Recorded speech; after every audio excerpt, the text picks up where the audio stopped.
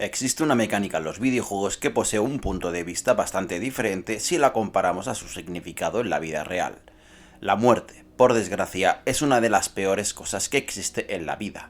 La muerte significa el final de todas las cosas para el individuo, es cruzar ese horizonte de no regreso, es perder a una persona que al menos durante lo que nos resta de vida no volveremos a ver jamás. Es dejar de ser, de existir o de significar. Es ese horizonte de eventos donde todo pierde sentido, donde da igual quién fueras antes y en quién pretendieras convertirte. Es el adiós a los seres queridos, un adiós muy doloroso que nos afecta a todos de una forma personal, incluso llegando a desgarrarnos por dentro. La muerte es el punto y final, y es un proceso natural por el que todos hemos de pasar, tarde o temprano. Y siendo un componente más de la vida, es normal que se encuentre representado en los videojuegos. Sin embargo, no todos los juegos la representan de la misma forma, o la representan como es, la muerte. Así pues, ¿qué significa la muerte en los videojuegos?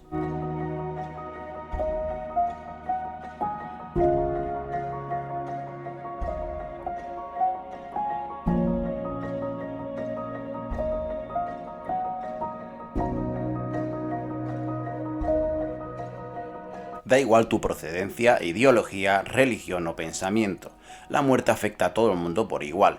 Es un proceso natural que nos ha acompañado durante los miles de años que hemos habitado este mundo.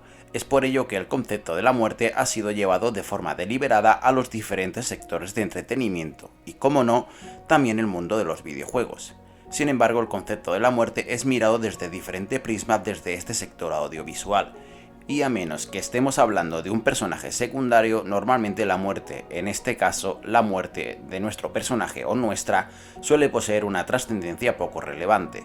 Esto es, en cierto modo, porque los programadores no quieren transmitir que la muerte de nuestro personaje es algo definitivo, en mayor o menor medida porque los videojuegos son un producto que también consumen muchos menores, pero a su vez corresponde al hecho de que morir de verdad significa el final del juego o de la partida. Pero no todos los videojuegos tratan a la muerte de la misma forma. Algunos videojuegos tratan a la muerte como una simple derrota, en la que a continuación presionamos el botón de continuar y seguimos desde el mismo punto donde perdimos. Otros títulos, sin embargo, utilizan la muerte como un método de aprendizaje, y su significado no dista mucho de lo que sería una reencarnación en la vida real. Existe un tercer grupo que trata a la muerte como si fuera un método de castigo y adaptación, como un maestro que nos hace repetir la lección hasta que sepamos cómo seguir avanzando. Por supuesto, estos diferentes conceptos sobre la muerte tienen correlación con la dificultad en los videojuegos, y muchos estudios se replantean muy bien cómo tratarla, porque llevar a la muerte de forma terminante al jugador puede conseguir frustrarlo. Por otra parte, la mayoría de los desarrolladores quieren evitar los temas polémicos, y ¿qué puede levantar más polémica que una muerte traumática en un videojuego? Con el pasar de los años, los programadores han ido buscando diferentes formas de tratar la muerte. Durante los primeros compases, el jugador contaba con un número limitado de vidas que, una vez agotadas, daba paso a la pantalla Game Over. Ya por entonces se buscaba la forma de suavizar la muerte definitiva del jugador, y en lugar de poner en la pantalla las palabras "has muerto", se utilizaba el dicho Game Over o fin de juego. Sin embargo, aquello significaba la muerte, e incluso con pantallas finales bastante aclaratorias, y aquellas palabras se asociaban a ello. Así que con el tiempo algunos juegos fueron introduciendo las siglas para asociarlo a la muerte y la pérdida de algo. El concepto de la muerte como mecánica había llegado, y con ello a la penalización. Además, con la entrada de jugadores más maduros, este concepto se quiso llevar a una nueva expresión. Así pues, tenemos diferentes formas de ver la muerte en los videojuegos. Por un lado tenemos el concepto de la derrota, donde la muerte se traduce en error, y donde no supone ningún tipo de penalización. Este concepto lo vemos reflejado en forma de checkpoint, o dicho de otro modo, empiezas a jugar de nuevo desde el punto de guardado. Curiosamente, con el llegar de las nuevas tecnologías se popularizó este guardado, sobre todo con la incorporación de los discos duros, aunque desde hacía tiempo también era algo que habíamos visto en menor medida en los cartuchos o en las tarjetas de memoria, allá por el año 1994 más o menos. Básicamente, el juego creaba un punto de guardado en algún momento concreto, o bien incluso nos dejaba guardar de forma manual. ¿Qué supone esto en la muerte? Pues prácticamente nada. Era una simple derrota ante el juego, un castigo inocuo que no significaba nada, porque morir no era más que restar al jugador un poco de tiempo.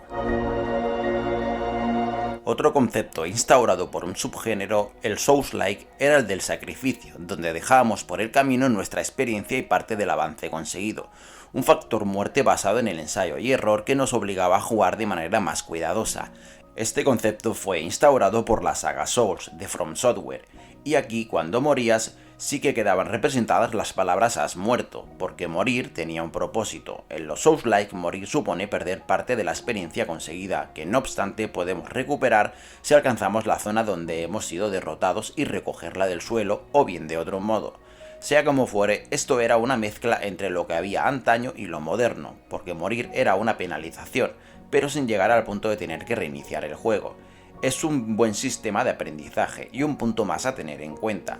Curiosamente, muchos jugadores se habituaron tanto a los puntos de guardado modernos que el sistema de los Souls-like se les antoja cruel, pero que sin embargo no podría considerarse más justo, porque la muerte, luego la derrota, tiene que significar algo en los videojuegos, porque si no, se pierde la sensación de desafío. Y yo no sé vosotros, pero un juego que me deja reiniciar desde el mismo punto donde fui derrotado no me transmite sensación de riesgo o recompensa, ni siquiera de peligro. Hace no mucho también se incorporó el sistema de muerte extremo, que sin llegar a ser definitivo castigaba muchísimo a los jugadores, y este provino de un nuevo género llamado roguelike, donde morir suponía tener que reiniciar toda una zona. Por primera vez en más de 20 años se le quiso dar a la muerte en los videojuegos un significado más acorde a la muerte natural, y es que al salir derrotados, en este género suponía tener que reiniciar toda una larga sección o incluso reiniciar el juego de cero. En los roguelike además se opta como norma general por los escenarios procedurales, para que el jugador no pueda familiarizarse con ellos y todo le tome por sorpresa. Tras una derrota, tal y como ya he dicho, suelen pedir que reinicies una amplia zona e incluso el juego, pero siempre conservando cosas que te permitan avanzar con más facilidad, por lo que morir no supone una muerte definitiva, como si ocurriera en los juegos de la década de los 80 y los 90, sino que puedes volver a empezar, pero habiendo conseguido algo de forma permanente, además de la experiencia cosechada como jugador.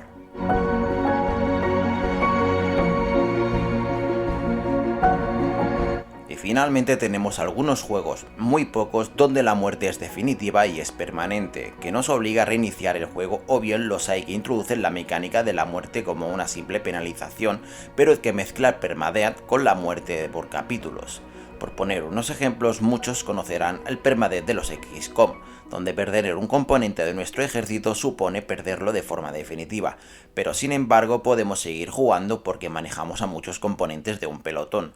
Por supuesto, perder un componente de nuestro pelotón está muy castigado en este tipo de juegos, porque perdemos una de nuestras herramientas. Por decirlo de alguna forma, es como si perdiéramos un arma valiosa en cualquier otro juego.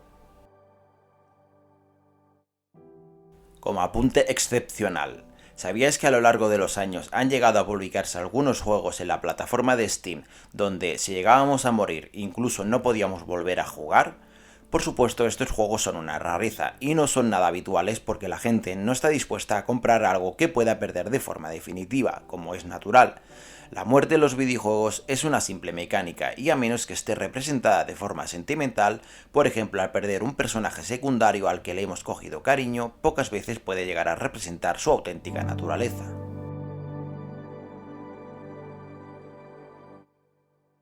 Para ir concluyendo, podemos resolver en que la muerte, a diferencia de la vida real, en los videojuegos tiene diferentes significados, que en principio quería reflejar la derrota absoluta para el jugador, pero que con los años evolucionó de diferentes maneras, eso siempre que no estemos hablando de muerte por la trama de algún personaje secundario.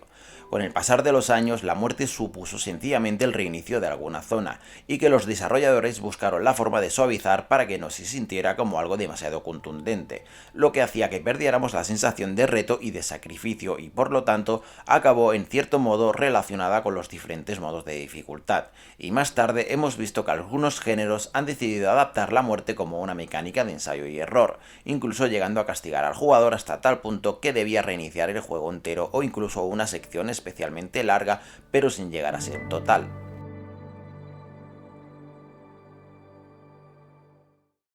No podemos olvidar que los videojuegos están hechos para divertir y entretener, y aunque a día de hoy estén considerados un complemento audiovisual capaz de hacernos sentir todo tipo de emociones, siguen limitados por el consumo, y la muerte en ningún caso puede suponer el final absoluto de la experiencia, por lo que raramente la muerte misma de nuestro personaje o nuestra muerte dentro de un videojuego puede llegar a suponer nada parecido a la muerte en la vida real, por lo que esa experiencia es exclusiva de nuestras vidas reales y jamás podrá ser representada como tal.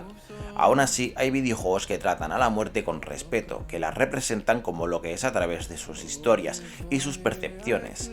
Incluso los hay que le hacen un tributo a su significado, que se detienen a explicar el dolor que ésta produce. A mí me gusta decir que a la muerte no hay que tenerle miedo. Cuando tenga que llegar, lo hará. Silenciosa, melancólica, como el sonido que se aleja para no volver jamás. Mientras tanto, disfrutemos de la vida y de las cosas, grandes y pequeñas, que ésta pueda darnos, y aprendamos juntos los unos de los otros. No puede haber vida sin muerte y muerte sin vida, así que por el momento apartemos los pensamientos sobre esta y miremos hacia adelante. Esto es todo por ahora, espero que os haya gustado el vídeo y os haya servido para entreteneros. Yo soy Avatar y nos vemos próximamente. Hasta pronto.